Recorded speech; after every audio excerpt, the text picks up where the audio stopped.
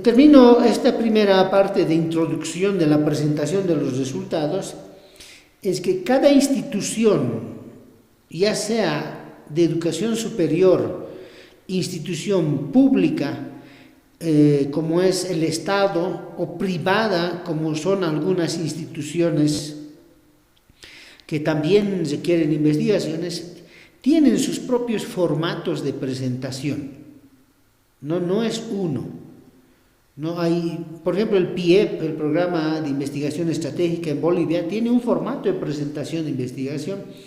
Y bueno, yo conozco que su formato y sus características y todo esto hasta nos dan cómo se debe plantear el problema y todo esto, como unos 400 páginas, y eso hay que leerlo, por ejemplo, para presentarse, ¿no? Lo mismo en el Estado, he visto que el Ministerio de Educación ha solicitado realizar algunos trabajos de investigación y nos dan sus propios formatos, ¿no? La Universidad Pública del Alto y este programa de maestría, cuando les toque el módulo 13, 14, ya por los últimos módulos, les van a dar un protocolo, un reglamento de presentación de los trabajos de investigación, ya sea para la titulación o ya sea para la presentación de la especialidad o de los títulos intermedios que ésta tiene. Eso un poco a manera de introducción, ¿no? Luego entramos un poco al tema más práctico, digamos, del.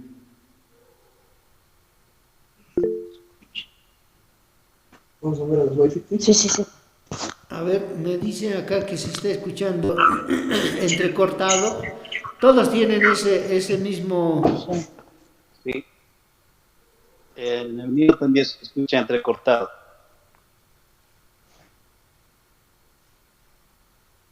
Hay varios. Ernesto Achad y Ernesto Achad, Ernesto Achadis. Ah, ¿alguno más tiene esta situación? Yo, licenciado. Dos. ¿Algún otro más?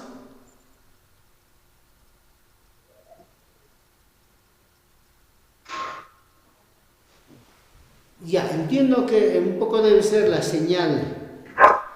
Sí, Roxana. se escucha entrecortado, licenciado. Ya, a ver, denme un minutito para poderme organizar. De repente es mi señal y me voy a ubicar o voy a ver qué hago con el tema de mi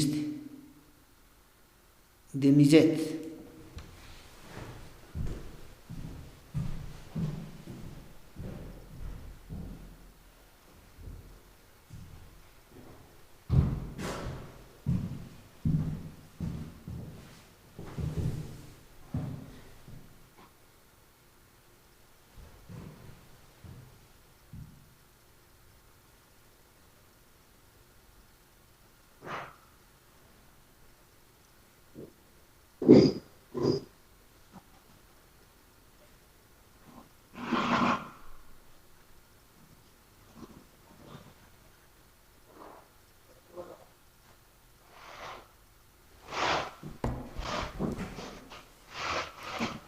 A ver, intentaré cambiar a otra red.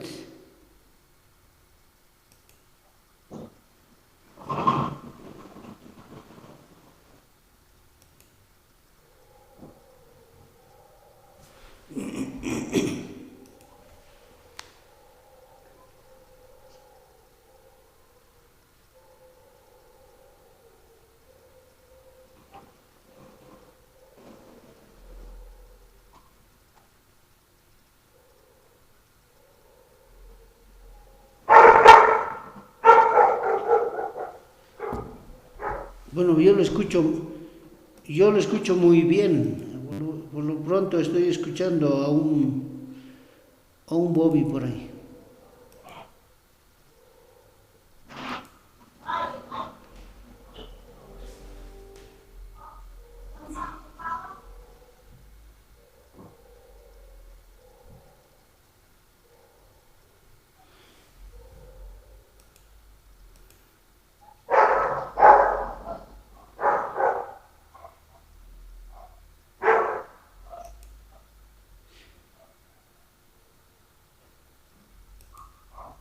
Ahora, ¿me escuchan? Sí, se escucha, licenciado.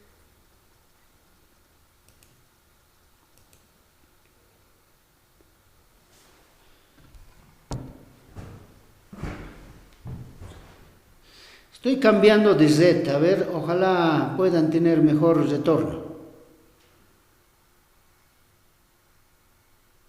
Hola, hola, ahora...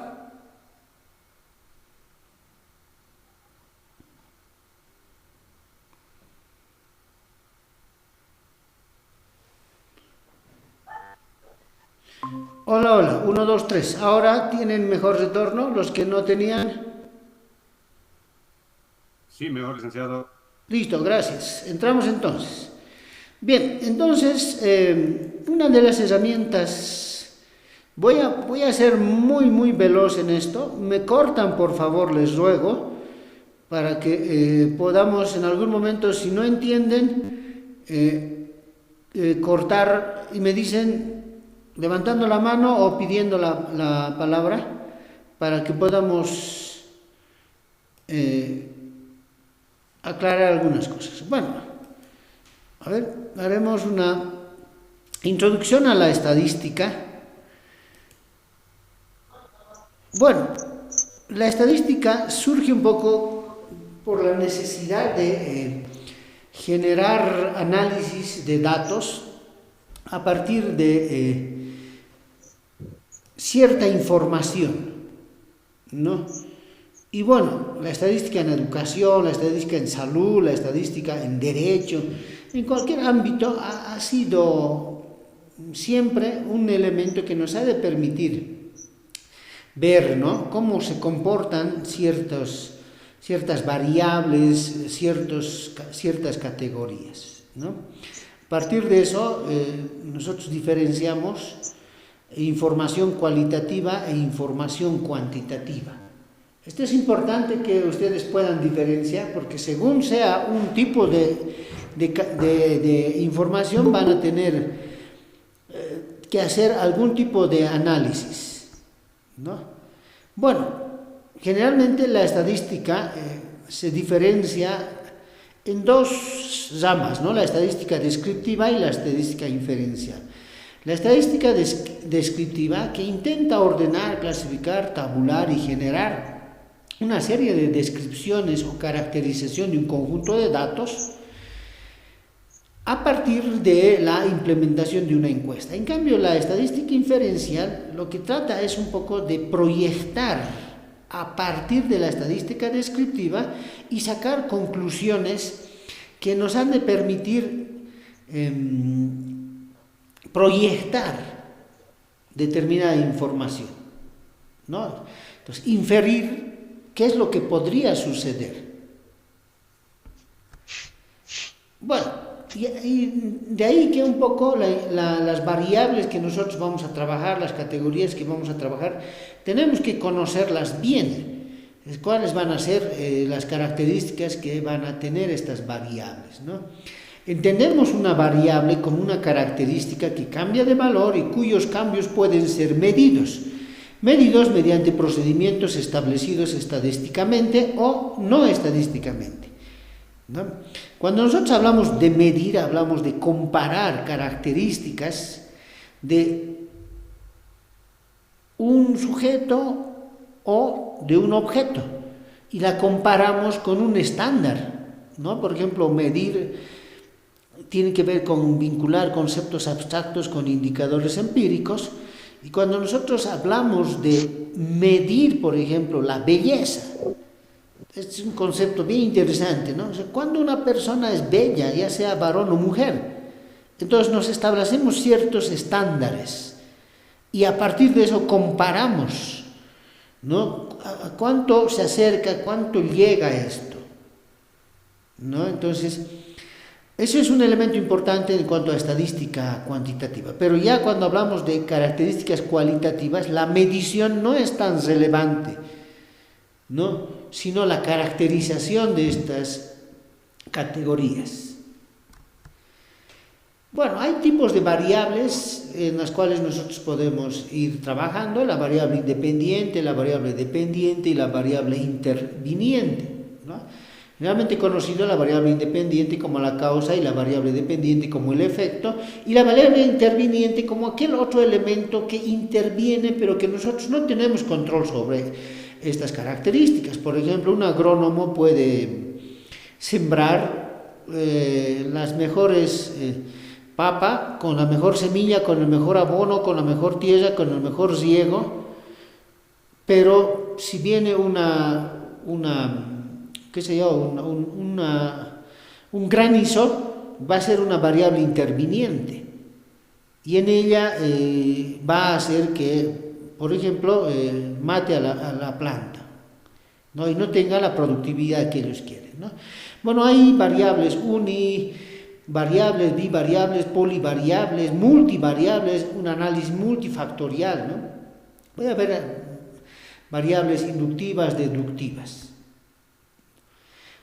Y según el análisis que nosotros vamos a desarrollar desde el punto de vista estadístico, tendríamos que diferenciar variables cualitativas y cuantitativas, ¿no? Esto es importante, diferenciar cuándo es una variable cualitativa y cuándo es una variable cuantitativa, debido a que el tipo de variable con el que nosotros trabajemos va a generar un tipo de análisis. Por ejemplo, dentro de las variables cualitativas tenemos las variables nominales y ordinales.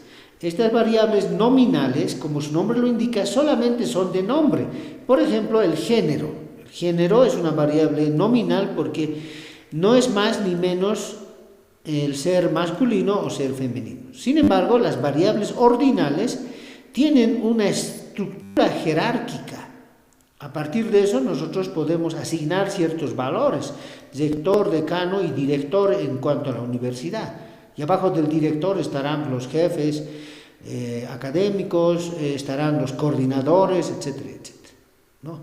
En cambio, las variables cuantitativas son aquellas que se expresan en valores numéricos y a partir de estos valores numéricos lo que nosotros hacemos es hacer un análisis. Puede existir dos tipos de variables, discretas y continuas. Las variables discretas establecen un valor entero, es decir, no es posible pensar su expresión en un valor decimal. A ver, una variable cuantitativa del número entero sería el número de estudiantes en la maestría de investigación científica. No podemos decir hay 2.3 estudiantes. No, tienen que ser o 2 o 3 estudiantes. No podemos decir 2.5 estudiantes, ¿no? En cambio, en las variables continuas sí, podemos establecer ciertas características decimales o fraccionarias. Por ejemplo, la edad, ¿no? La edad es una variable continua debido a que cuando decimos ¿cuántos años tienen? Yo, por ejemplo, ya voy a cumplir los 50 y por lo general no digo 50, ¿no? Digo 46, 47, pese a que ya he cumplido hace días, ¿no? Entonces tengo un entero más una fracción o una decimal. O la temperatura, ¿no? Yo puedo decir, son 18,5 grados. ¿No? Puedo decir, son 18 grados. En cambio, no puedo decir son 2 personas, 3, ¿no? Entonces, ahí ya el análisis difiere. Eso hay que tener bastante cuidado, ¿no? Bueno, una tarea que podríamos ayudar es ir diferenciando una variable. A ver, vamos a hacer un ejercicio acá. Vamos a hacer participar a las personas. Voy a preguntar, a ver, ruego por favor, aquí tengo una lista. Álvaro Martínez, colega Álvaro, licenciado Álvaro.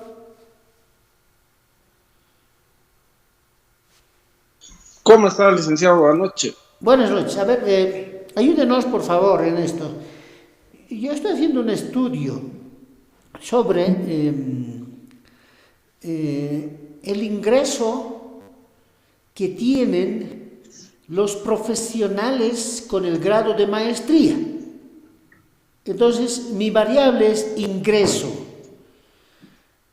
¿Qué tipo de variable será ingreso?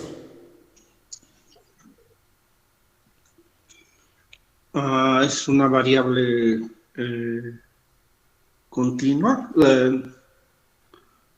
porque puede ser con comas, ¿no? Es decir, no son enteros, puede ser 37,5, 38,5, no son números enteros, ¿no? Excelente, gracias, licenciado. Entonces, fíjense, este elemento de diferenciar las variables cuando estamos haciendo análisis es bien importante.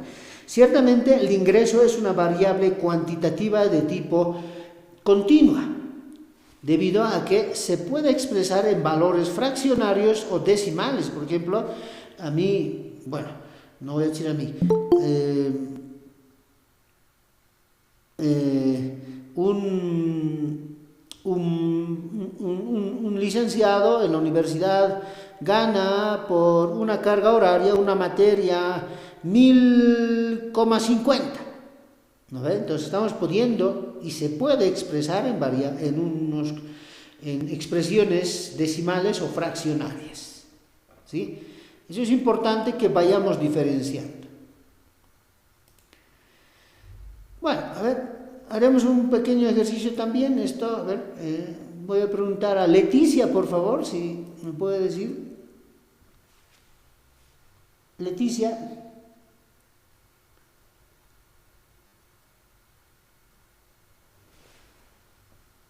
¿Está Leticia?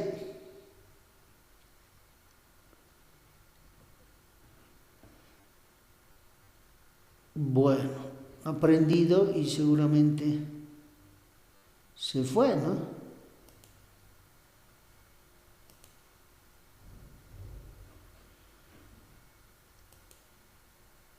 Muy bien. Leticia, ¿está por ahí?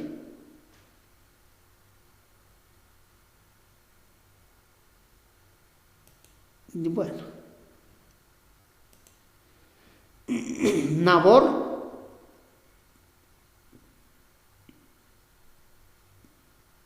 Aquí, licenciado. Nabor, a ver, yo estoy queriendo hacer un estudio sobre la percepción que tienen las autoridades sobre el grado académico de los profesionales, percepción sobre el grado académico de los profesionales. ¿Qué tipo de variable será esta?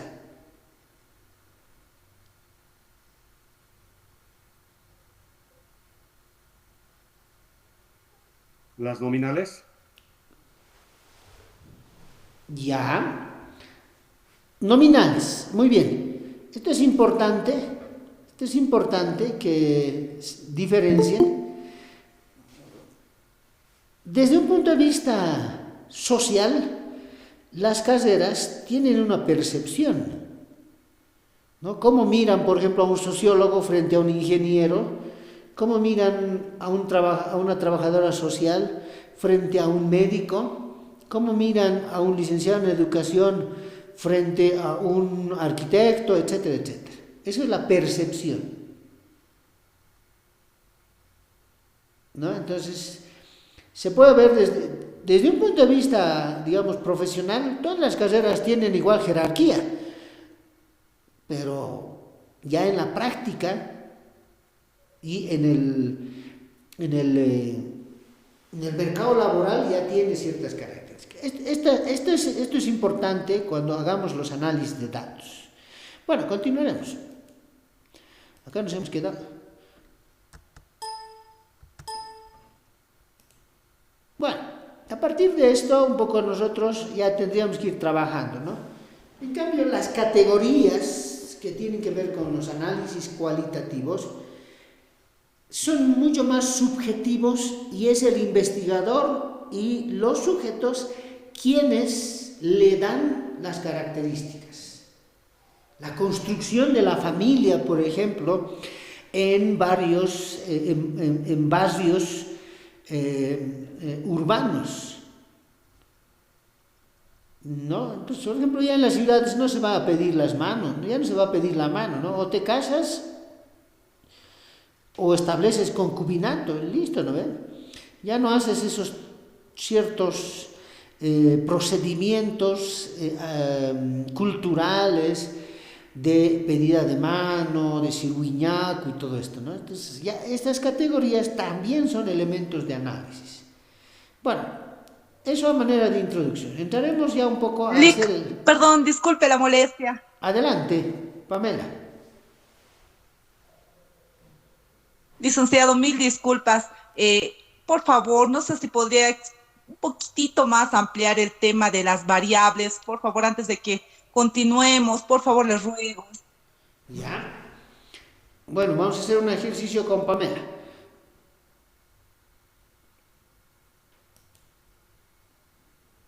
Entonces, hemos diferenciado para el análisis estadístico. Cuando nosotros hacemos un análisis estadístico para la presentación de resultados, debemos diferenciar qué tipo de variables hay.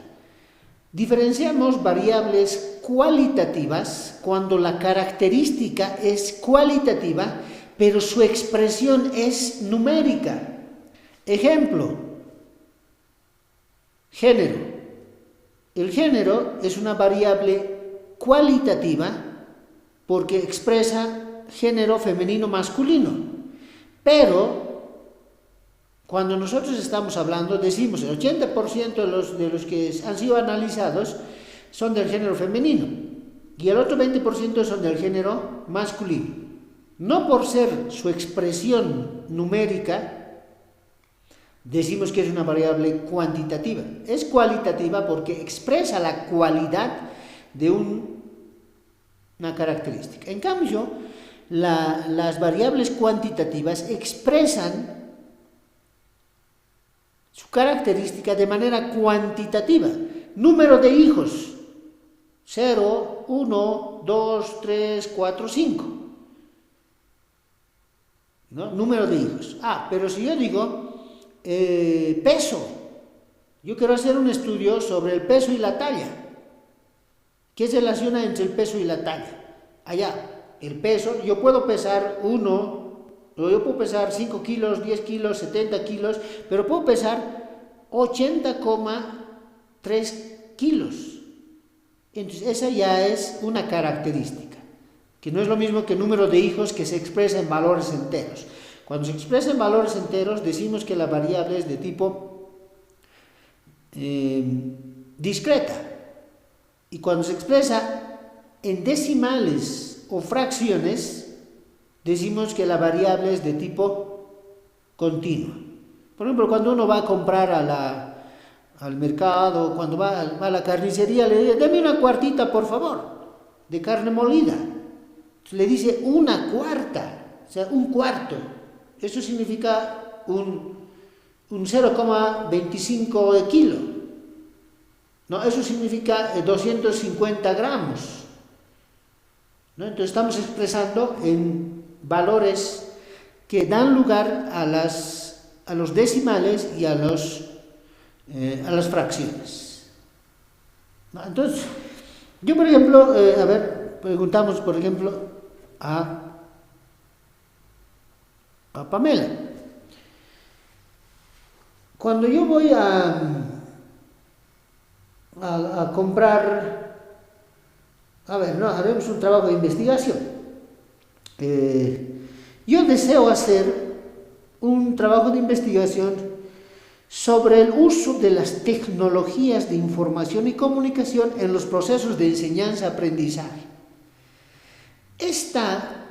Esta variable, tecnologías de información y comunicación, ¿qué tipo de variable será? Primero, ¿cualitativa o cuantitativa?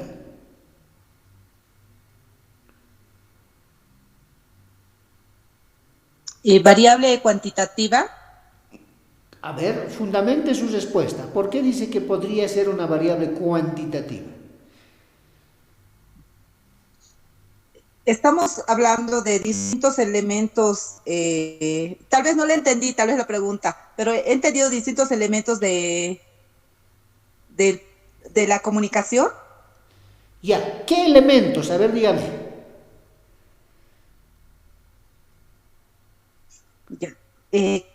Por favor, tal vez me podría reiterar bien la pregunta que me realizó, por favor, licenciado, le ruego. Listo, a ver, yo digo, estoy queriendo hacer un estudio sobre la utilización de las tecnologías de información y comunicación en procesos educativos, ¿no? Una de las variables es tecnologías de información y comunicación, que esa es la que yo voy a generar un instrumento para medir qué tecnología se utiliza, cuándo lo utiliza, cómo lo utiliza, cuáles son sus características, etcétera, etcétera. Esa variable, tecnologías de información y comunicación, ¿será una variable cualitativa o sería una variable cuantitativa? Okay. Bueno, en este caso sería cualitativa, porque Listo. tendríamos que ver las cualidades de cada una de las, bueno, de las tecnologías que existen. Así es. Listo. Eso es saber diferenciar. Licenciado, perdón. Adelante, Álvaro.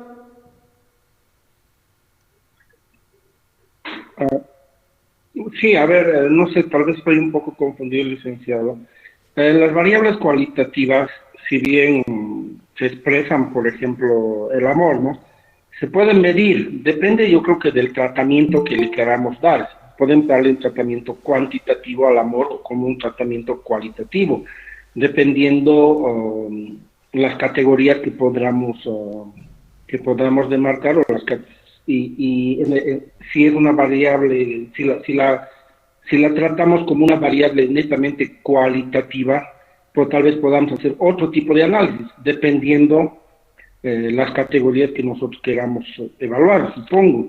Ahora, hay otra incógnita que tenía y siempre creo que algún rato nos confundimos, es que por el solo hecho de utilizar una variable cualitativa, muchos dicen que tiene un enfoque cualitativo y eso no es así, ¿no? A veces se comete el error de que nosotros basta que queramos medir el amor, por ejemplo, ya le damos un enfoque ya netamente cualitativo y creo que no es así.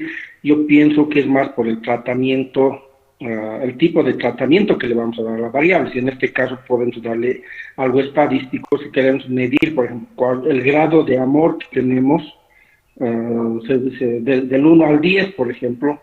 Eso ya se vuelve una variable netamente cuantitativa, ya no sería por el mismo tratamiento que le estamos dando, o es que estoy un poco equivocado, licenciado. Ya, muy bien, el ejemplo que ha agarrado es excelente, el amor, ¿no? El investigador cuando agarra, por ejemplo, quiere medir características de enamoramiento de adolescentes en la universidad, ¿no? Primero, el investigador establece el tipo, el enfoque y el paradigma en el cual se va a mover. No es que primero decimos, yo qué análisis voy a hacer, no. Si yo voy a hacer un análisis cualitativo de esto, un enfoque cualitativo, de hecho se va a convertir esto en categoría y ya no en una variable. Eso es bien importante que nosotros podamos diferenciar. Cuando estamos hablando del amor, ¿desde qué enfoque yo lo voy a agarrar? ¿No? ¿Desde qué paradigma voy a agarrar? Si es el amor desde un enfoque cualitativo, el análisis va a ser categorial, categorías. Y eso el investigador lo determina. Pero si va a ser desde un punto de vista cuantitativo, allá se va a constituir en una variable. Y estas variables va a tener subvariables y estas dimensiones van a tener indicadores. Y estos indicadores pueden tener características cualitativas o cuantitativas. Ahora, Álvaro nos ha dicho una cosa muy interesante. ¿Cuál es el grado de enamoramiento? ¿Cuál es el grado de amor que tiene una persona hacia su pareja? Del 1 al 10. El 1 al 10, ¿qué significa? ¿Qué significa el 1 y qué significa el 10? El 1 significa cero, amor, es decir, nada, ¿no? Y el 10, excesivamente enamorado. Entonces ahí, ¿qué tipo de variable va a ser? ¿Cualitativa o cuantitativa? Obviamente que cualitativa, pero de tipo ordinal, porque le estamos dando jerarquía. Esto es bien importante que nosotros diferenciamos en los análisis que vamos a hacer, debido a que, por ejemplo, acá no puedo sacar yo promedio, no puedo sacar desviación estándar, no puedo sacar otros elementos, porque no puedo decir, está enamorado en un 3.5%. ¿No? Lo que sí puedo decir, está muy enamorado, poco enamorado, nada enamorado, excesivamente enamorado, etcétera, etcétera. Entonces, ahí depende mucho del enfoque y del paradigma que el investigador va a adoptar para hacer el tratamiento de una investigación. Segundo, ¿cómo es el tratamiento que lo va a hacer? Si es desde un punto de vista cualitativo o cuantitativo. El sentimiento académico es un elemento bien importante, ¿no ve? Sentimiento académico, aprobado, reprobado, punto. O sentimiento académico, 40, 50, 51, 70, 80, 100. No podemos hacer doble tratamiento, pero eso va a depender en cierto grado del investigador. Bueno, esto es apasionante, el tema de las categorías, de las variables y todo esto, porque a partir de esto vamos a nosotros trabajar tablas de frecuencia, medidas de tendencia central, medidas de dispersión, medidas de posición, etcétera, etcétera. ¿Sí? Lo dejaremos ahí. Yo creo que van a tener ustedes exclusivamente una materia que tenga que llamarse análisis de la información o estadística 1, estadística 2, para que puedan trabajar y hacer un poco más el análisis respecto a. Debido a que estoy haciendo énfasis a esto, porque, por ejemplo, cuando uno agarra un programa, el SPS no hace este tipo de análisis. Si tú le dices que es una variable cuantitativa el amor, te lo saca promedios y te lo saca desviaciones estándares. ¿No? Pero si tú le dices que no es una variable cuantitativa, es una variable cualitativa y de tipo ordinal, te lo hace determinados análisis. Por eso estoy haciendo énfasis en esto. Bueno, pero falta mucho más. ¿Alguna consulta más?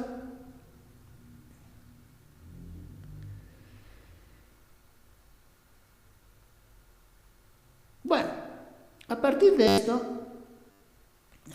esto, un poco hay que trabajar diferentes sujetos, no solamente sujetos, sino objetos con los que se va a trabajar. La mayoría piensa que una población tiene que ver con personas, y no es cierto. ¿No? Una investigación trabaja también con objetos. Por ejemplo, un agrónomo trabaja con cerdos, trabaja con ovejas, con vacas, trabaja con terreno, con papa, ¿no? Un administrador o un contador trabaja con facturas y todo esto, ¿sí? En cambio, un educador trabaja con sujetos, ¿no? Un sociólogo trabaja con sujetos, ¿no? Entonces, la población tiene que ver con las características. Un minutito, por favor.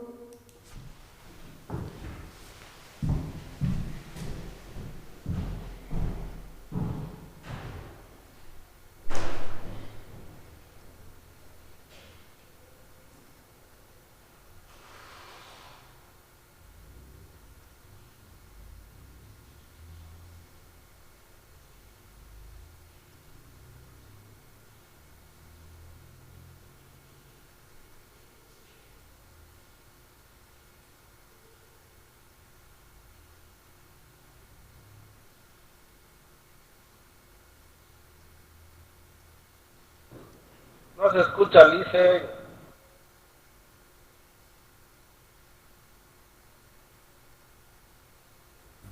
Dijo un ratito, un ratito.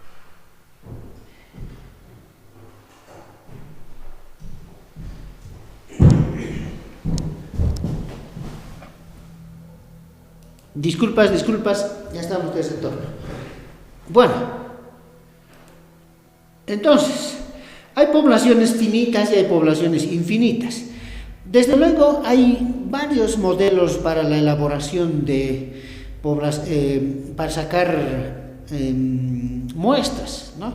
Aquí presento un poco un modelo de población finita e infinita basado en las proporciones, ¿no? La población infinita, n es igual al nivel de confianza elevado al cuadrado por la probabilidad a favor por la probabilidad en contra, dividido entre el error estimado elevado al cuadrado. En algunas bibliografías van a encontrar de que esto, por ejemplo, tiene que ver además con la desviación estándar, ¿no? En cambio, la población finita es igual al nivel de confianza elevado al cuadrado por la probabilidad a favor por la probabilidad en contra por la población, dividido entre el error estimado elevado al cuadrado multiplicado por la población menos 1 más el nivel de confianza elevado al cuadrado por la probabilidad a favor por la probabilidad en contra. Estas características nos permiten un poquito ir sacando muestras que nos han de permitir trabajar en función a él, ¿no? Bueno, hay diferentes formas de ir sacando desde un punto de vista cualitativo, desde un punto de vista cuantitativo, y ahí cada uno tiene que ir definiendo según las características de su investigación. Así, por ejemplo, podemos diferenciar tipos de muestras probabilísticas y tipos de muestras no probabilísticas. En las muestras probabilísticas son aquellas en las que los elementos de la población tienen la misma posibilidad de ser incluidos en la muestra. ¿Qué implica la probabilidad? Igual. ¿No? Es como cuando nosotros tiramos un dado tiene 6 lados, entonces, ¿qué probabilidad hay de que me salga el 6? Un sexto, ¿no? O una moneda, cuando tiro yo al aire una moneda, ¿qué probabilidad hay de que me salga cara? Hay un medio o un 0,5 o un 50%, ¿no? Entonces ambas caras tienen 50-50. Esa es la probabilidad. Puede ser aleatoria simple, puede ser sistemática, puede ser estratificada, puede ser por racimo o por conglomerado, ¿no? En cambio, las muestras no probabilísticas, las más conocidas son aquellas en las cuales la población no tiene la misma probabilidad, ¿no? Más bien hay sujetos voluntarios con los que se puede trabajar, hay sujetos expertos, hay sujetos de estudio, de caso, hay sujetos por cuotas, ¿no? Y a partir de eso se puede ir trabajando algunos otros, ¿no? Bueno, acá hacemos un pequeño ejercicio de muestreo probabilístico, ¿no? Por lo general se plantea de esta manera, ¿no? Se desea realizar un estudio sobre las pretensiones salariales de estudiantes que cursan últimos semestres de la UP. Se sabe que del área de educación son 1000 sujetos, de sociales son 1500, de jurídicas son 2000, de salud es 1500, de ingeniería 500 y económicas 500. Con un nivel de confianza del 95%, ¿cuántos deben ser encuestados? ¿No? Entonces, ¿cuál va a ser la población? La población va a ser la sumatoria de cada uno de estos sujetos, ¿no? Y ahí ya tenemos nivel de confianza que nos dice 95% y por lo general, pero eso no es una regla, ¿no? Por lo general, el margen de error sale en consecuencia del nivel de confianza. Si el nivel de confianza es 95, el margen de error va a ser 5%, pero no es así mecánico. Ustedes cuando tengan, y espero que tengan el módulo de muestreo, van a ver que puede haber estudios previamente desarrollados en los cuales se ha cometido ciertos márgenes de error, y ese es el margen de error que se utiliza, y se establece un nuevo nivel de confianza, ¿no? En cambio, también puede haber probabilidades. Por lo general se utiliza probabilidad del 50% a favor y probabilidad del 50% en contra, 50-50, pero esto puede cambiar, ¿no? Si yo quiero que tenga más mujeres, más varones, ¿qué probabilidad hay de que tenga un varón? ¿Qué probabilidad hay de que tenga una mujer dentro de mi muestra? Puedo subir. Si mi población muestra que hay más varones, entonces la probabilidad debe subir. Eso es lo más correcto, ¿sí? Bueno, ahí hay un ejemplo para un poquito ir sacando con los niveles de confianza de la tabla Z, de la tabla normal. Y a partir de eso un poco se desarrollan estos procedimientos. Ahí está, ¿no? Procedimientos matemáticos que un poco sumas a estas multiplicaciones nos dan determinados valores, ¿no? Por ejemplo, con un nivel de confianza del 95% y un margen de error del 5% en una población de 7.000 estudiantes, se tiene que utilizar 364 estudiantes para el trabajo de investigación, ¿no? Bueno, ahí puede cambiar los márgenes de error, los niveles de confianza. La bibliografía nos establece que deberíamos de usar Richard Lourdes Munch escribe un libro en el que establece que en los trabajos de investigación social deberían de utilizarse entre 90 y 95% de nivel de confianza, ¿no? Eso es lo que se recomienda, desde luego no es una norma, no es una regla, ¿no? Ahora, fíjense, el mismo ejercicio realizado se lo ha hecho con un 90% de nivel de confianza y un margen de error del 10%, ¿no? Y ha salido, fíjense, 67 sujetos. Entonces ahí nosotros podemos hacer un análisis, ¿no? Decir, a mayor nivel de confianza, mayor número muestral; a menor nivel de confianza, menor número muestral. O a la inversa, podemos decir, a menor margen de error, mayor número muestral; a mayor margen de error, menor número muestral. Que estos elementos nos han de permitir un poquito generar conclusiones basados en análisis de estadística inferencial, ¿sí? Bueno, eso sería un poco del muestreo.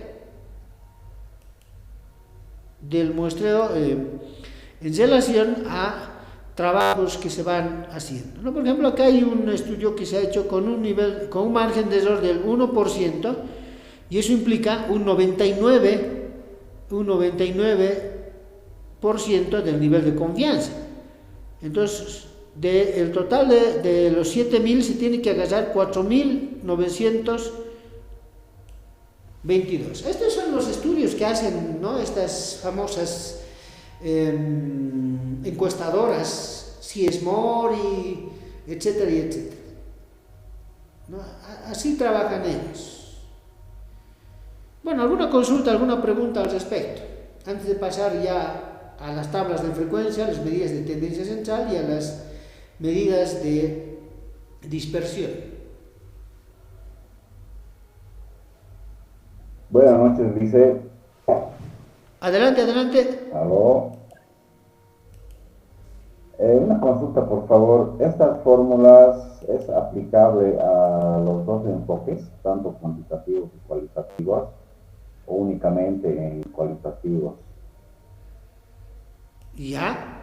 Esas fórmulas son aplicables a estudios de tipo cualitativo o cuantitativo. No tienen que ver un poco con las variables, sino tienen que ver con los sujetos, ¿no? Con los sujetos, con los objetos. Por ejemplo, yo quiero hacer un estudio sobre un agrónomo, o bueno, un señor que saca naranjas de los yungas. Viene de Irupana y saca 10 camiones. Quiere saber de los 10 camiones, y cada camión tiene 10.000 naranjas, en total va a tener 100.000 naranjas. Quiere saber de las 100.000 qué porcentaje va a llegar dañado, ¿no? Entonces no se va a poner a revisar las 100.000 naranjas. Lo que va a hacer es sacar un pequeño muestreo en base a un nivel de confianza que él quiera tener. Entonces, de las 100.000, con un nivel de confianza del 90%, le saldrá que revise unas 300, unas 400 naranjas, y a partir de eso puede sacar alguna conclusión, pero estableciendo un nivel de confianza y un margen de error. ¿Qué hacen los de impuestos internos? Los de impuestos internos lo que hacen es, de tantos contribuyentes que hay, sacan un muestreo de grandes contribuyentes, de medianos contribuyentes y de pequeños contribuyentes. Imagínense si tengan que revisar todas las facturas que nosotros presentamos mensualmente. Entonces ellos utilizan un muestreo y hacen un muestreo de facturas. Y en algunos casos, con márgenes de error y niveles de confianza, pescan, ¿no? Perdón. Ese es el tratamiento y la forma en la cual se va trabajando esto. Hay otros modelos también de muestreos, ¿no? Por ejemplo, estábamos trabajando con un par de colegas que el muestreo tenga que ver además con el tiempo, con los recursos económicos y los recursos humanos que uno tiene. Porque ¿para qué hace un muestreo? Uno hace un muestreo para reducir los costos. No es lo mismo revisar a 7.000 encuestas que realizar 4.922. No es el mismo tiempo hacer un 7.000 que un 4.000. No es lo mismo recursos humanos, ¿no? Necesito más personas, ¿no? Entonces, estábamos trabajando un modelo que nos permita realizar un modelo matemático que incorpore, según el número de personas que tienes, el costo que tienes y el tiempo que necesitas, ¿no? Entonces, claro, poniendo acá también los márgenes de error y los niveles de confianza. Bueno, espero haber respondido su pregunta. Sí, Lice, muchísimas gracias. Bueno, eso es el tema de muestreo, porque Lice. nosotros... Adelante. Buenas noches, Lice. Una consulta. Se dice de que para que una muestra sea representativa tiene que tener el 30%. ¿Eso es cierto? ¿O de dónde sacan el 30% para que pueda ser representativa? Mil disculpas, Johnny, no he escuchado esa información. Lo que sí he escuchado es que mínimamente cualquier estudio que deba realizarse desde un punto de vista cuantitativo tengan que trabajar por lo menos con un 10% del total de la población, sea cual sea el número, ¿no? Pero 30 no he escuchado, es nuevo, ¿no? Ahora, ¿en qué se basa este modelo de proporciones para sacar la población? Se basa en la probabilidad. Entonces, la probabilidad es la posibilidad de ocurrencia de un determinado fenómeno. Y por eso establecemos una tabla Z que está trabajado en base a cantidades que uno tiene, ¿no? Estableciendo ciertos supuestos, ¿no? Pero bueno, si nos puedes un poquito ampliar, nos ayudaría bastante, licenciado Johnny, en tema de 30%, si tiene algún autor, si tiene algún fundamento, digamos. Licenciado, muy buenas noches. Siguiendo con la pregunta, eso de las muestras es muy importante, ¿no? Y es uno de los elementos metodológicos que más se observa, ¿no?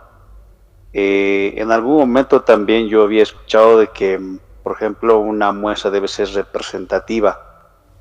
No sé, por ejemplo, en el caso de los maestros, por ejemplo, si uno quiere hacer una investigación, pero tiene una población de 12 alumnos, por decir, tiene 12 estudiantes en un curso. Alguna vez se han dado a conocer estudios, ¿no? Con una población de 12 estudiantes. En todo caso, ya no tienen ni muestras, se trabaja con el total de la población. Entonces, en este caso, lo que se ha visto es algunas observaciones. Alguien decía, pues con 12 no se puede trabajar una investigación cuantitativa, porque si quisiéramos hacer una representación gráfica de 12, o sea, las cifras podrían ser muy sesgadas, porque 3 estudiantes podrían representar un porcentaje tal. Entonces, es así que esa duda quisiera consultar a usted, licenciado, ¿cómo se podría trabajar o bien ese estudio podría ser cualitativo? Porque en muchas defensas he visto esa observación, porque dijeron 2 es muy poco, deberías hacer una investigación cualitativa. Entonces, esa pregunta, por favor, licenciado, en relación a las muestras y la población.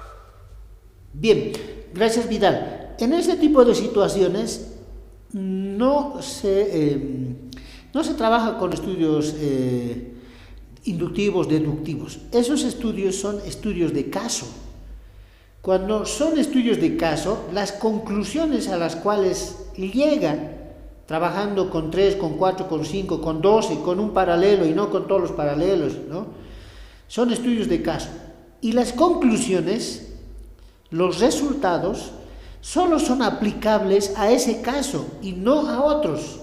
Esa es la característica. Entonces dice, esas investigaciones no vale porque no son generalizables a la población. Solamente se generalizan a ese estudio de caso. Entonces, por eso dicen, caso unidad educativa tantos, caso sistema tantos, dicen, ¿no? Eso es un elemento importante. En cuanto a las muestras son relativamente pequeñas. Por ejemplo, yo he sido tutor de bastantes estudios de investigación experimental en los que toman 20 estudiantes, 30, esto es un paralelo, ¿no? Entonces ahí dicen, no, pero la población es toda primaria y quieren aplicarlo a todo el sistema educativo plurinacional de primaria de la primera sección, por decir de alguna manera. Entonces no son aplicables. Tendría que sacar una muestra de un distrito, de un departamento, de una paz, o de Bolivia para generalizar a todos ellos. Entonces ese es el error que cometen. Lo que quieren es generalizar su estudio a toda la población con estas mismas características, cuando lo que han hecho es un estudio de caso, ¿sí? 2. Los estudios de tipo cualitativo, por lo general, trabajan con la población en su conjunto. Es decir, hay microrealidades, ¿no? Microrealidades. Por ejemplo, nosotros los estudiantes de la maestría, estamos aquí 21, digamos que somos 40, los 40 tenemos una misma realidad, compartimos una misma realidad, y esa realidad es la de estudiantes de maestría. Por tanto, la población total va a ser los 40. Entonces tendríamos que trabajar casi con los 40, con los 30 como mínimo, para un poquito generalizar a toda la población con la que trabajamos. Esa es una característica bien importante de los estudios cualitativos. Son realidades particulares, mundos apartes, poblaciones muy características. Y en eso un poco confunden. Licenciado. Sí, adelante, Johnny. En el ejemplo que dice el compañero Vidal, es un estudio no probabilístico, ¿no es cierto? Porque no todos han sido, y al ser no probabilístico no puede ser inferencial. ¿Estoy en lo correcto? Así es. También conocido como muestras criteriales, basados en criterios del investigador, o muestras dirigidas. Bueno, como les dije... licenciado, una consulta. Adelante, Álvaro.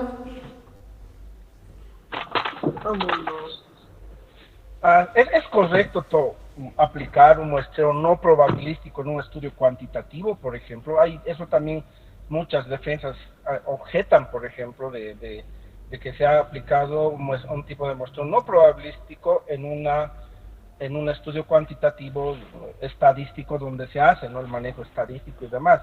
¿Por qué? Porque, bueno, argumentan que no se puede, como dicen, no se puede generar porque no ha sido escogido de una forma estadística la muestra, por lo tanto, tampoco se podría generalizar resultados porque se toma una muestra no probabilística. No sé si ese argumento es válido, licenciado.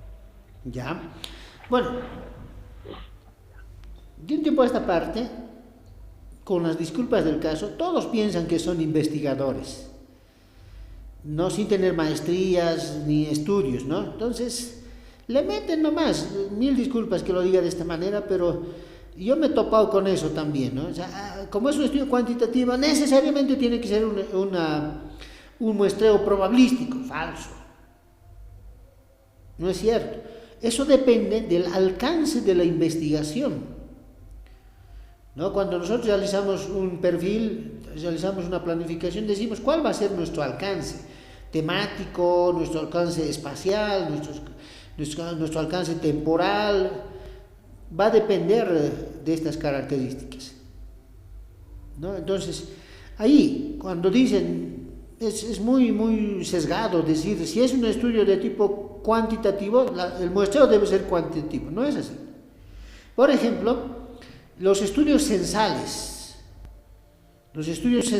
que se hacen en toda la población, cuando n minúscula es igual a n mayúscula, debido a que el margen de error que se estima es 0 y el nivel de confianza es 100, que se lo hace en Bolivia cada 11 años, 12 creo que lo vamos a hacer, no necesitas fórmulas, ¿no? Estableces criterios de elaboración y eso es un estudio eminentemente cuantitativo y no es una muestra probabilística, ¿no? Entonces se trabaja con el total de la población. Desde luego alguien me puede decir, pero no se censa a toda la población, cierto, pero el estimado es llegar a todo. Entonces, sí, adelante. Ciertamente, licenciado, perdón que incida en esto, ¿no? Insista en esto.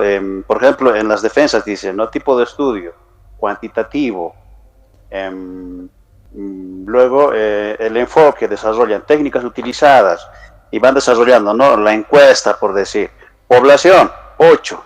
Entonces, ahí un tribunal dice, ¿cómo con 8 puedes desarrollar una investigación cuantitativa? Entonces, creo que ya con todo esto, pues si es un estudio a base de 8 sujetos, pues tendría una tendencia de ser más un estudio cualitativo que cuantitativo en todo caso. ¿Sería así, licenciado? Estudio de caso. El estudio cualitativo tiene técnicas y herramientas y análisis de información muy propios de ellos. Se llama categorización. Pero si se utiliza la estadística, en este tipo de poblaciones pequeñas, son estudios descriptivos y estudios de caso. Y las conclusiones solo se aplican a ese caso y no a la totalidad de la población. Bueno, no nos centremos en esto. Esto es apasionante, ¿no? Hay otros modelos para ir precisando. Hay modelos probabilísticos, bietápicos, polietápicos, con las características proporcionales de la población, etcétera, etcétera. Hay bastantes modelos, ¿no? No es mi interés acá darles estos modelos, sino más bien despertarles el interés para que puedan ir profundizando en el trabajo de investigación que ustedes puedan hacer y que las conclusiones a las cuales puedan llegar sea aplicable a la totalidad de la población. Esto es bien importante porque todo el mundo hace investigación y dice, yo he encontrado en esto, por tanto se aplica a todos. Falso. Tiene que decir, se aplica a este grupo de personas que tienen estas características, ¿no? Entonces ahí eso es lo más correcto. Y lo mismo en el cualitativo, ¿no? Dice, todas las mujeres son maltratadas. A ver un momento. A ver, ¿cuál es la población con la que usted ha trabajado? Rural, urbana, periurbano, profesionales, no profesionales, trabajadoras, con empleo, sin empleo, etcétera, etcétera. Y ese es un mundo. Esa es la precisión a la cual quiere llegar la investigación cuantitativa y la subjetividad a la que quiere llegar la investigación cualitativa. Pasaremos, si no nos vamos a quedar. Es apasionante esto. Si pueden ir trabajando, yo creo que van a tener un módulo y esperemos que tengan un módulo respecto a esto para que vayan precisando cómo se saca uno bola de nieve, por ejemplo, o cómo son los sujetos expertos para recabar determinada información y a partir de esto pueda ir generando conclusiones que puedan servir a la totalidad o a la mayoría de la población, porque de eso se trata una investigación. Por ejemplo, la ley de la gravedad es aplicable en espacios en los cuales la Tierra está dada, ¿no? Y no así, por ejemplo, en la Luna. O sea, el 9.8, etcétera, etcétera, es aplicable a la Tierra, pero no en la Luna. Eso es la característica del contexto en la cual el trabajo de investigación que ha hecho Newton, ¿no? Bueno, eso es un poquito el tema del muestreo para ir precisando. Bueno, pasaremos, por favor. Pasaremos a una tabla de frecuencia. Es lo más sencillito. Las tablas de frecuencia son formas de organizar los datos, ¿no? ¿Cuántas personas hacen determinada cosa? ¿Cuántas otras no lo hacen? Y a partir de eso podríamos ir nosotros generando determinados análisis. Las tablas de frecuencia nos permiten un poquito ir viendo, como acá perdón, voy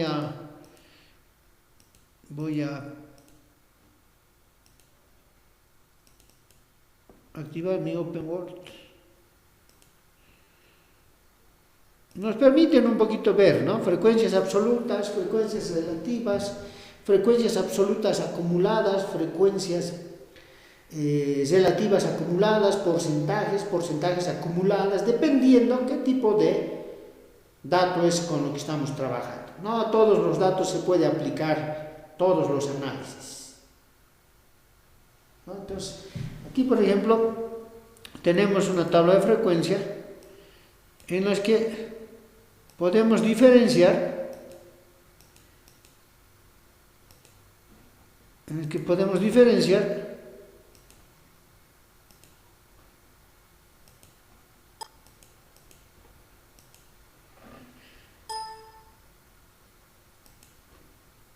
la frecuencia absoluta acumulada.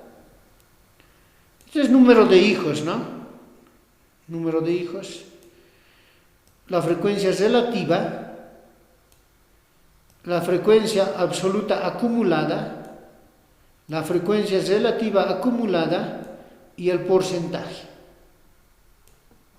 ¿no? Esto, me voy a hacer en esto nomás énfasis. Acá me dice, de 0 hijos tienen 5 personas, lo que significa el 13% del total, ¿no? Acá me dice 3 hijos tienen 8 personas, lo que significa un 20% del total de la población, ¿no? Pero empezamos a leer las frecuencias absolutas acumuladas, que me dice que 35 personas tienen hijos iguales o menores a 3, es decir, tienen 2, 1 o 0 hijos, ¿no? Esos son los análisis que se va haciendo mediante las tablas de frecuencia. Estas tablas de frecuencia me permiten organizar los datos para poderlos entender, ¿no? Esa es una tabla de frecuencia, ¿no? La frecuencia absoluta, por lo general, son el conteo de las encuestas. Las frecuencias relativas, que es la proporción de 1, es la frecuencia absoluta dividida entre el total de la población o de la muestra. Esto les doy a manera de información, ¿no? En cambio, las frecuencias absolutas acumuladas es cómo se van acumulando, como su nombre lo indica, ¿no? Por ejemplo, el acumulado de 0 hijos es 5. En cambio, el acumulado de un hijo es 5 más 12, 17. 17 más 10, 27. 27 más 8, 35. 35 más 5, 40. ¿No? Que este es el mismo 40. Entonces, ese análisis de acumulado me ayuda un poquito a ver cuánto se va acumulando, ¿no? Y el porcentaje me dice sobre 100. De cada 100, ¿cuántos son? ¿No? Por ejemplo, de cada 100, el 13% tiene, de cada 100, el 13% tiene 0 hijos. De cada 100, el 30% tiene un hijo. De cada 100, el 13% tiene 4 hijos. ¿No? Ese es el análisis que me ayuda a hacer una tabla de frecuencia. Bueno, ¿alguna consulta aquí sobre la tabla de frecuencias?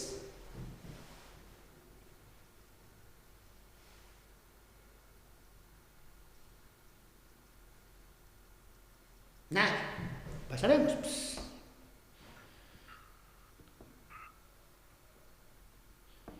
Esto un poco, hay que hacer ejercicios para esto, ¿no?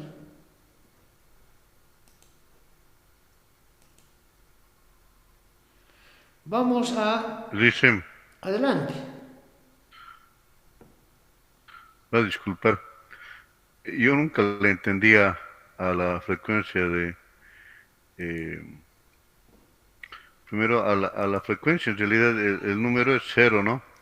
En el primer ejemplo, en la primera fila, y la frecuencia es 5, ¿no? Después al acumulado, en realidad, nunca entendía el por qué el acumulado estaba ahí, porque normalmente no se le llega a hacer una interpretación, como tampoco al H1 mayúsculo, ¿no?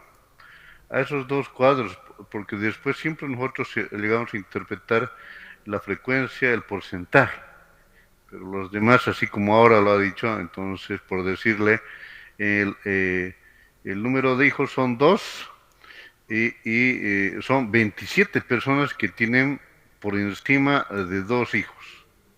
Esa sería la lectura, ¿no? Por debajo de 2 hijos, igual o menor, igual o menor a 2 hijos. Igual o menor a 2 hijos, ¿no? Sí. Ya, ahora es la interpretación, pero ahora del H1, ¿cuál es la interpretación? Ya. Muy bien. Porque yo ahí saco, en ese ejemplo, siendo el 25% de la población tiene 2 hijos. Allá. El 27 tiene igual o menor de 2 hijos. Sí. Y son 10 personas que tienen 2 hijos. Pero ahora, ¿y qué tiene que ver el H? Eso no lo entiendo. Ya. ¿Cuál es la interpretación de ese? Excelente. Bueno, este acumulado de las frecuencias relativas son también conocidas como proporciones.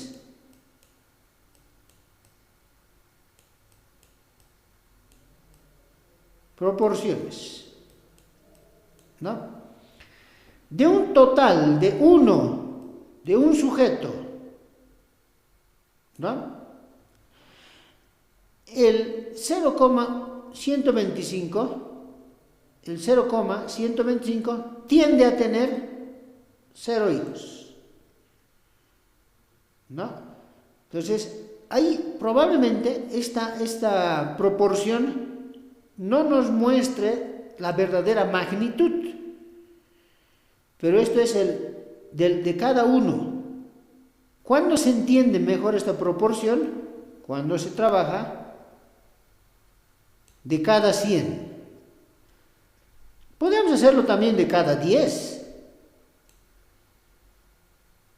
¿No? De cada 10 el 1.3, el 3.0, el 2.5, el 2.0, el 1.3. Podríamos hacerlo. Pero cuando nosotros hacemos el análisis proporcional, que son estos datos ya nos pueden ayudar a hacer cuando los trabajos, por ejemplo, los estudios son en micromediciones, en nanomediciones. Entonces ahí sí se entiende. Por ejemplo, si hablamos en gramos, en gramos de oro, 0 gramos, 1 gramo, 2 gramos, 3 gramos, 4 gramos, ¿no? Para eso sirve, ¿no? El 1 por cada 1, por cada 100, esa es la relación, por cada 1, por cada 100, pero hay también análisis que hacen sobre tasas, y esto los médicos no trabajan por 1 ni por 100, trabajan por 1000, trabajan por 10.000 y trabajan por 100.000, 1.000.000. No, de cada 1.000.000 nacen con síndrome de Down 3. ¿No? Entonces ya vamos subiendo el análisis. Eso se llama tasas, ¿no? Y los médicos trabajan mucho más en el área de salud, en esta área, ¿no? Pero los más utilizados son el 1 y el 100, por cada 1 y por cada 100. Ese es el análisis. Ahora sí. Gracias. Gracias, Lice. Listo. Bueno. A ver,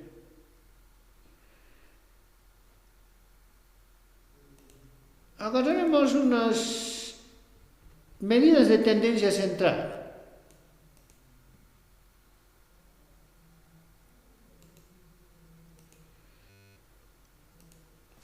Medidas, tendencia central. ¿Cuáles son las medidas de tendencia central? Las más conocidas, las más utilizadas, la moda, la media y la mediana. La mediana. Y las medidas de tendencia central nos establecen de un conjunto de datos. Así, lo vamos a poner recto, no lo ponemos así en gráfico porque nos va a confundir, ¿no? Lo ponemos así, de un conjunto de datos que tenemos un valor máximo, acá un valor máximo y un valor, al revés, tenemos un valor mínimo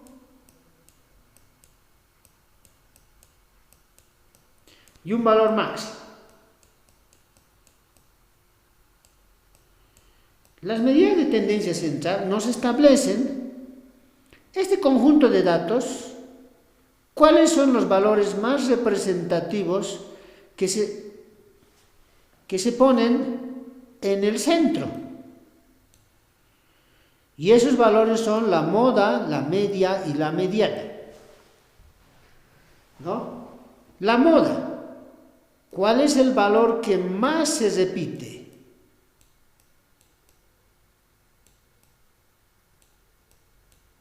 La mediana, la media.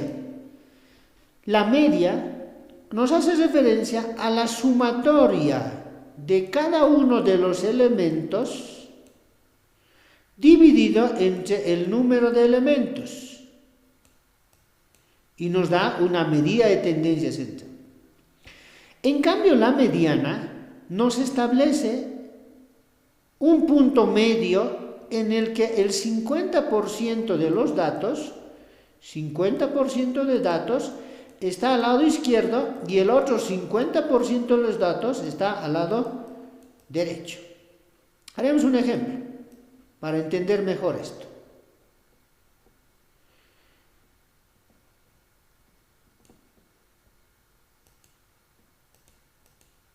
Ahí está. Yo tengo los siguientes datos. He preguntado. Ojo que la moda, la media y la mediana solo se aplica a datos quanti. Excepto la moda. La moda se aplica a datos quali también. Bueno, yo he preguntado a un grupo de personas qué edad tienen. Me dice uno 17, el otro me dice 18, el otro me dice 17 y el otro me dice 16 y la otra persona me dice 20. ¿Sí? ¿Cuál sería la moda? La moda es el valor que más se repite. ¿Cuál es el valor que más se repite en este conjunto de datos? Es el 17. 17. ¿No? 17. Entonces la moda es el 17. ¿Cuál es la media? La media me dice que es igual, ¿no?, a la sumatoria de cada uno de los elementos dividido entre el número de elementos. Entonces, la media va a ser igual a 17 más 18 más 17 más 16, todo eso dividido entre el número de elementos. ¿Cuál es ese número de elementos? ¿Cuántos datos hay? Entonces ahí yo veo 1, 2, 3, 4, 5 datos. 5. Entonces la media será igual a 10, 20, 30, 40, 50, 60, 60, 74, 80, 88. Si mal no, 88 dividido entre 5.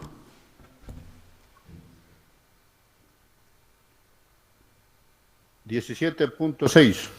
17.6. Entonces la media será 17.6. La mediana. La mediana no solo es una medida de tendencia central, sino también es una medida de posición, ¿no? Nos dice cuál es el valor medio, cuál está exactamente al medio de estos datos, ¿no? Y si yo veo esos datos, los voy a ordenar primero: 16, 17, 18 y 20. Entonces, mi mediana será el valor que está exactamente en el medio. Y mi mediana será 17. ¿No? Entonces, fíjense, la moda es igual a 17, la media es igual a 17.6 y la mediana es igual a 17. Cuando esto ocurre en la medida de tendencia central, que la moda tiende a ser igual a la mediana y tiende a ser esto igual a la media, decimos que nuestros datos se comportan de manera normal. Esto es bien importante, lo normal, porque en los datos de una normal tienden a generar una campana de Gauss. ¿Sí? Entonces, esas son las medidas de tendencia central. Desde luego hay fórmulas y todo esto, ¿no? Pero me ayudan un poquito a mostrar cómo se están comportando este conjunto de datos. En este caso es esto.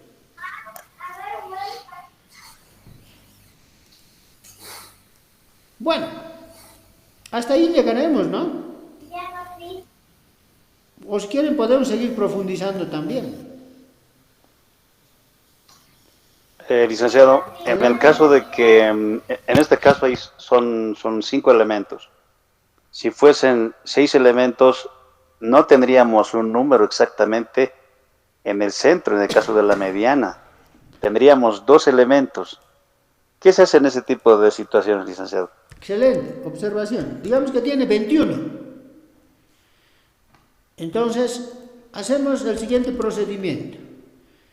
Contamos, ¿dónde es la mitad? 1, 2, 3, 1, 2, 3, y lo que hacemos es sacar promedio de estos dos.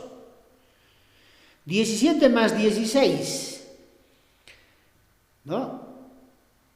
33 dividido entre 2, la mediana va a ser 17,5, ¿no? Entonces la mediana va a estar acá, justamente en el medio, y el 50% de los datos tiene mayor a 17,5 años y el 50% de los datos tiene menor a 17,5 años. Ese es el análisis, ¿no? Ya a partir de eso, de aquí yo puedo sacar, por ejemplo, moda, media, mediana, puedo hacer análisis intercuartílico, deciles, percentil, etcétera, etcétera. Esa es la manera. Bien, a ver, haremos un análisis último en Excel.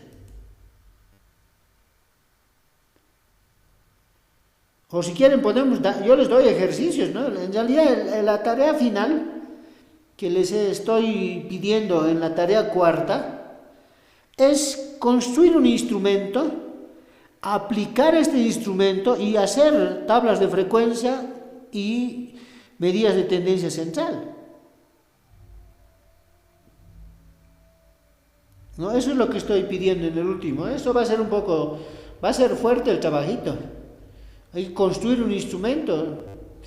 Y la construcción de un instrumento, hemos avanzado en la operacionalización de variables. No es ponerse pregunta 1, pregunta 2, pregunta 3, no. Es a partir de la definición conceptual establecer dimensiones, indicadores, medidores, escalas e instrumentos.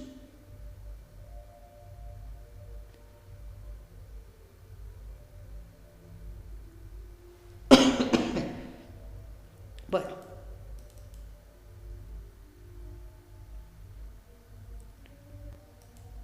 aquí está. A ver, yo he hecho el siguiente cuestionario. He preguntado edad. He preguntado género. Y he preguntado, a ver, ¿qué más puedo preguntar? Edad, género, ingreso. ¿Sí?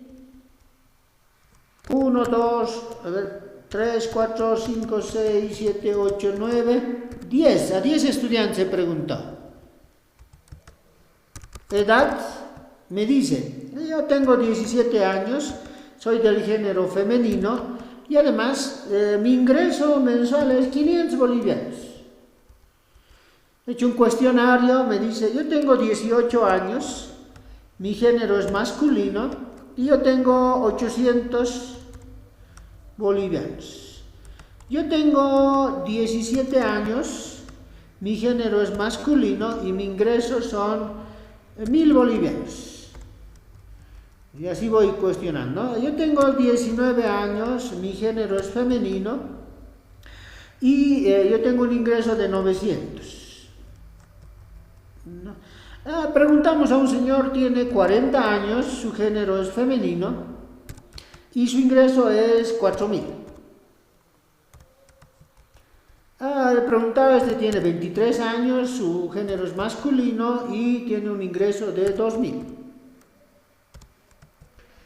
Él tiene 25 años, me dice, es del género masculino y tiene un ingreso de 1500. Este señor tiene 30 años, género femenino y tiene 3500 bolivianos de ingreso. Este señor tiene 19 años, es del género masculino y tiene 950 bolivianos. Y el último tiene 20 añitos, es género masculino y tiene un ingreso de 1.100 bolivianos. Ahí está. Esta es mi tabla, ¿no? En realidad este es el análisis de datos, ¿no? Perdón. Ahí está. Entonces, yo quiero hacer una tabla de frecuencia de género. Género.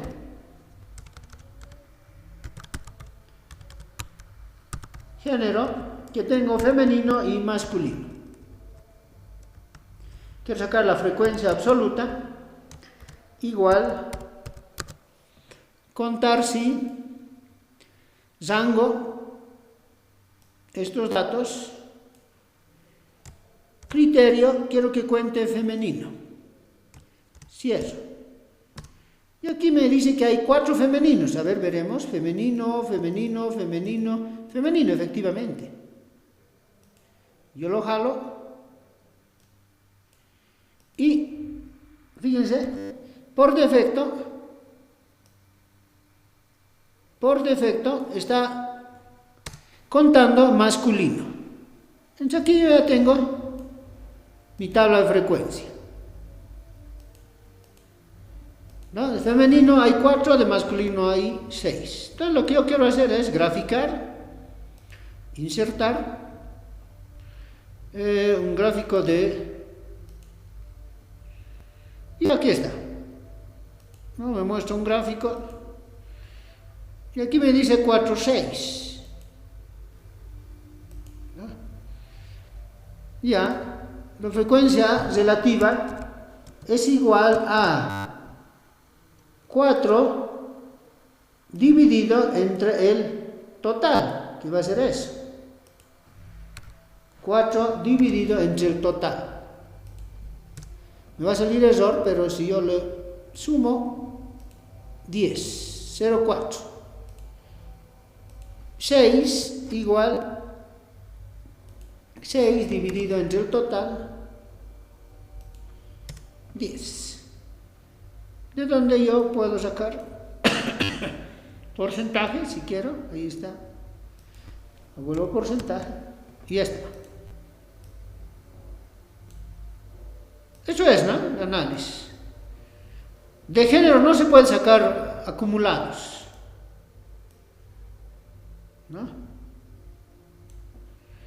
Bueno, a ver, yo quiero sacar moda media, mediana de la edad. Entonces yo voy a, fíjense acá, datos, análisis de datos. Esta cosa. ¿Sí? ¿Alguna consulta?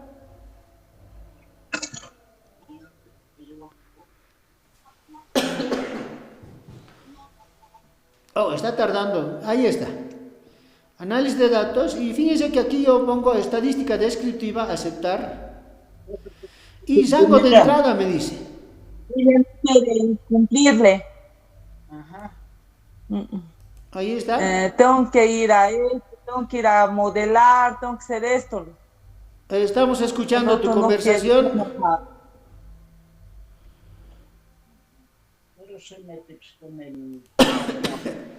Estamos escuchando tu conversación. Doctor, no, no tengo el análisis de datos. Sí, eso hay que activar. En el documento que les he pasado, no tengo habilitado. Ahorita les muestro cómo habilitar. En una hoja nueva, no. Hoja, quiero que saque acá el análisis de datos, ¿no? Ya. Ahorita, y quiero que saque aquí. ¿Ya está? Y después de que yo participe, ahí recién. A ver, Pamela, te estamos escuchando. Apague el micrófono, por favor. No, sí, ahorita no. Su micrófono no deja escuchar. Ahí está. Rango de salida hemos puesto. Resumen estadístico, aceptar. Fíjense lo que me va a sacar. Qué interesante es esto. Ahí está. Me ha hecho un análisis estadístico descriptivo de la edad. Tiene una media de 22.8, un error típico de 2.30, una mediana de 19.5, una moda de 17, una desviación estándar de 7.29, una varianza de la muestra de 53, una kurtosis de 2.84, un coeficiente de asimetría de 1.72, un rango de 23, un mínimo de 17, un máximo de 40, una suma de 228 años de edad y una cuenta de 10 datos. Y les dio todo el análisis estadístico. ¿No? ¿Cómo van a activar esto? Dice, colega, dice, no tengo ese análisis de datos. Bien, van a ir a archivo, a opciones, en opciones, complementos, en complementos,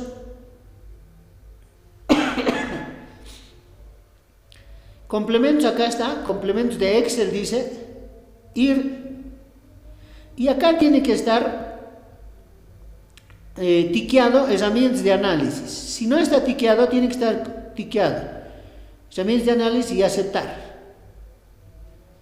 Entonces con eso ya se va a activar estos datos. Datos y análisis de datos. Bueno, ¿alguna consulta más?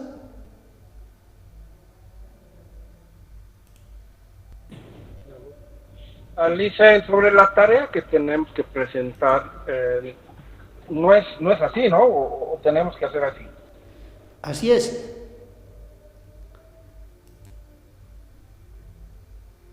La tarea es construir un instrumento, ¿no? Entonces, seguramente en la construcción, acá era pregunta 1, edad. Pregunta 2, género. Pregunta 3, idioma. Pregunta 4, qué sé yo. Usted preguntará, ¿le gusta?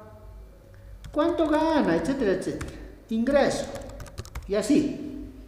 ¿No? Hará 10, 15 preguntas con sí, bueno, regular, malo, y lo aplicará. Y de esa aplicación tiene que ir haciendo, de cada una de esas preguntas, hacer una tabla de frecuencia y una gráfica. Y listo, eso es todo. Este último trabajito sí es fuerte. Gracias, Liz.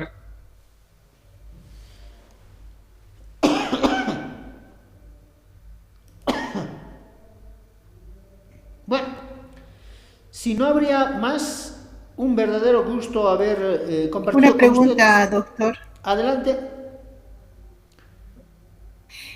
Sobre la tarea del instrumento, tenemos que hacer una encuesta y de ahí hacer el análisis estadístico, es decir, hay que hacer la tabla de frecuencias, el gráfico y el resumen con análisis de datos en Excel. En eso va a consistir la tarea. Correcto. Ya, está bien, gracias.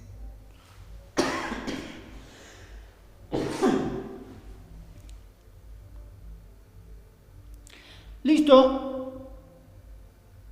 Muy buenas noches. Dale, Nabor. Dicen, bueno, dicen, con las disculpas al caso, no sé si, bueno, a la fecha no tenemos una retroalimentación de las actividades que hemos realizado y, bueno, no sé si podría tal vez mencionarnos cómo se han ido avanzando para poder hacer las correcciones. Por ejemplo, en la actividad 12 tengo algunas dudas y no sé si nos podría hacer la indicación respectiva si hemos hecho bien o no, dicen. ¿Listo? Consulta.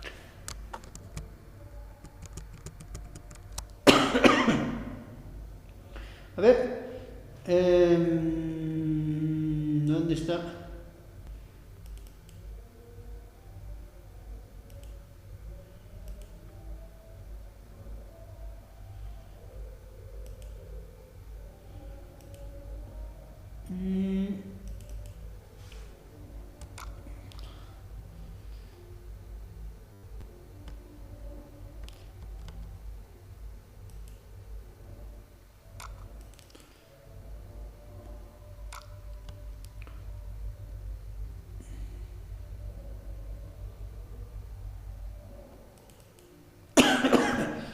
Aquí está, ¿verdad?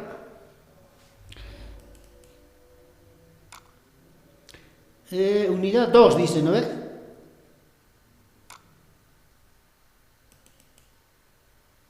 Tarea 2.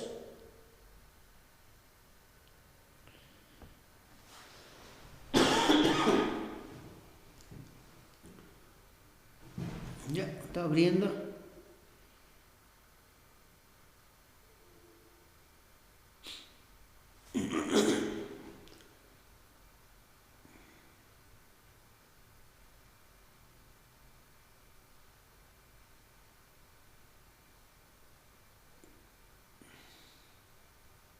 Ahí está. Esto dice, ¿verdad, Nabor?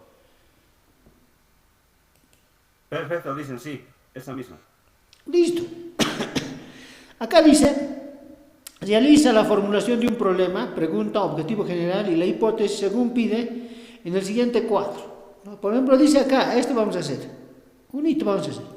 Diseño no experimental transeccional descriptivo. Diseño no experimental transeccional descriptivo. Entonces, sencillo, ¿no? Una pregunta. ¿Cuáles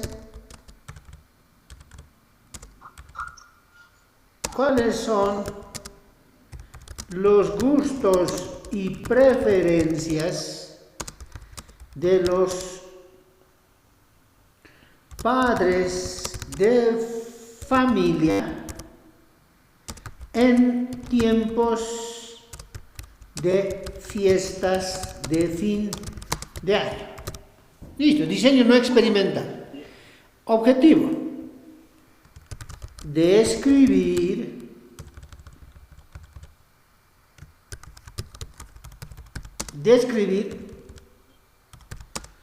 gustos y preferencias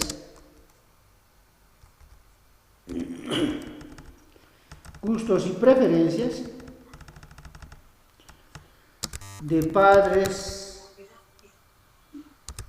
de familia en tiempos de fiestas de fin de año.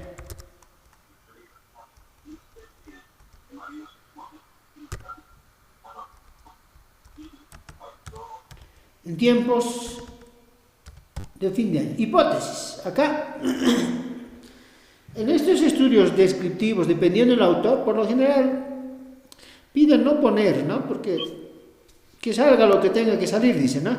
Pero es posible poner una hipótesis. Estamos preguntando cuáles son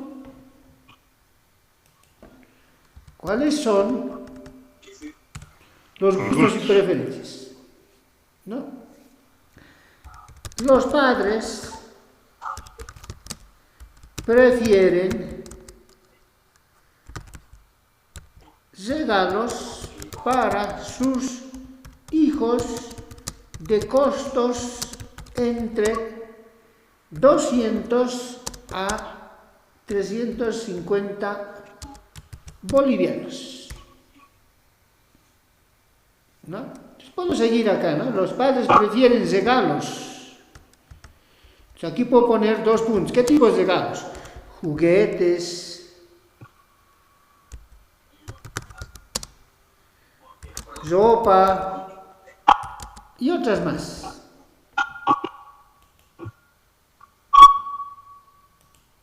Esto es, juguetes, ropas, etc. ¿No? Eso es lo que habíamos pedido. Que hagan esta pregunta objetivo. Sí, Esos son la matriz de consistencia. Sí, licenciado, perdón. Sí, adelante.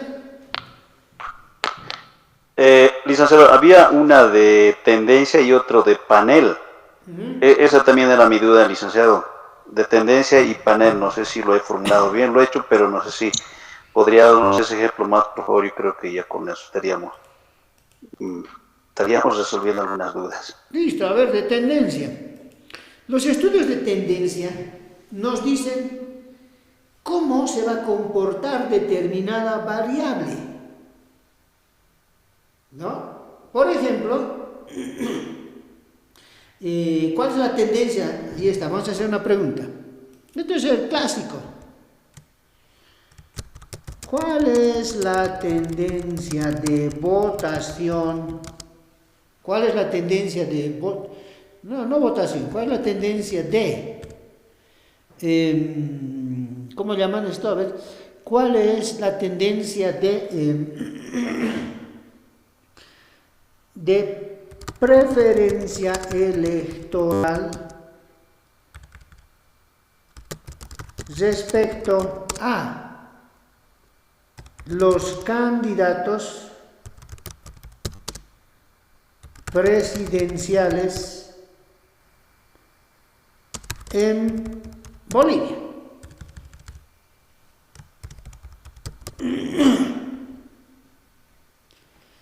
En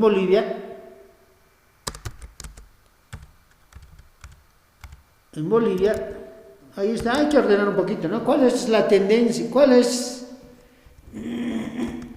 la tendencia de preferencia electoral respecto a los candidatos presidenciales en Bolivia antes, durante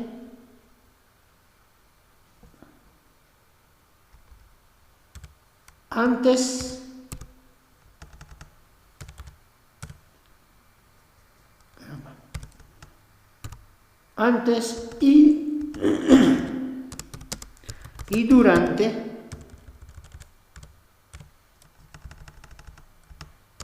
la votación? ¿No? Pregunta. Pues esto hay que generar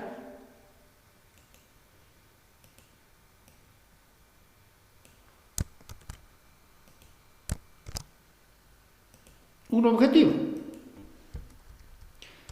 Identificar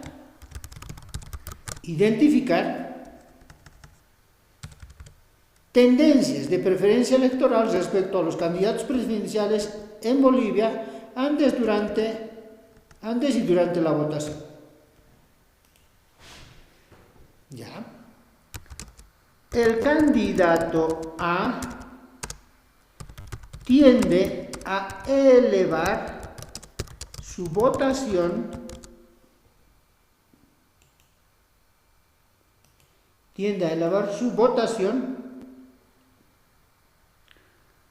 antes y durante las elecciones presidenciales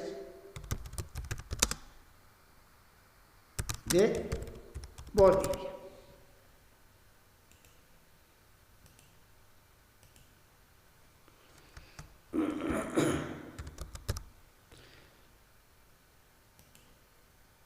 Ahí está. No se olviden que esto es estudio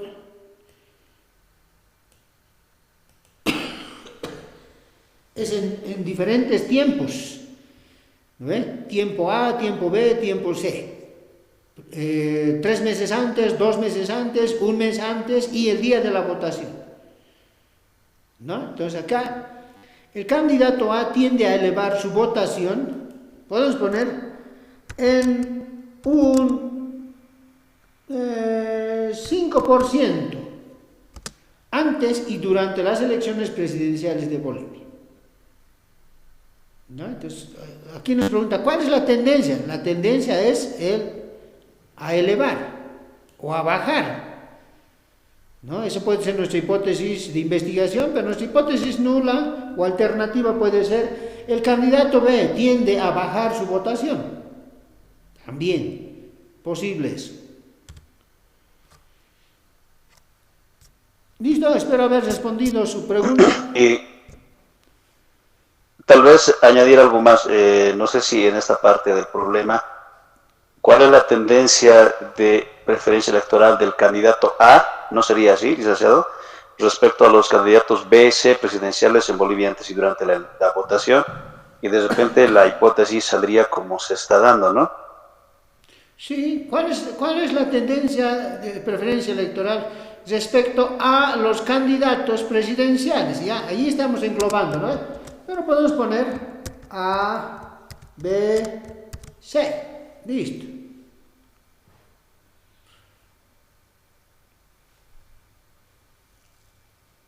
Bueno. Y una ultimita, por favor, en relación al panel. Había una preguntita más. Esto del panel, por favor, esa última más, por favor, licenciado. Bueno, en el de panel, por lo general, se trabaja grupos, varones, mujeres, rural, urbano, pero en el tiempo, ¿no? Y se van generando incrementos o reducciones. Y tiene casi las mismas características que esta, ¿no? ¿Cuál es el ingreso económico de los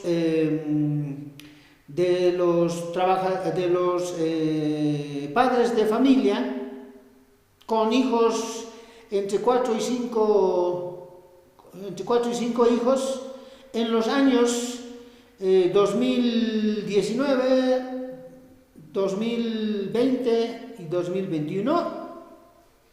Entonces voy comparando, ¿no? Urbano, rural, ingreso 2019, 20, 21.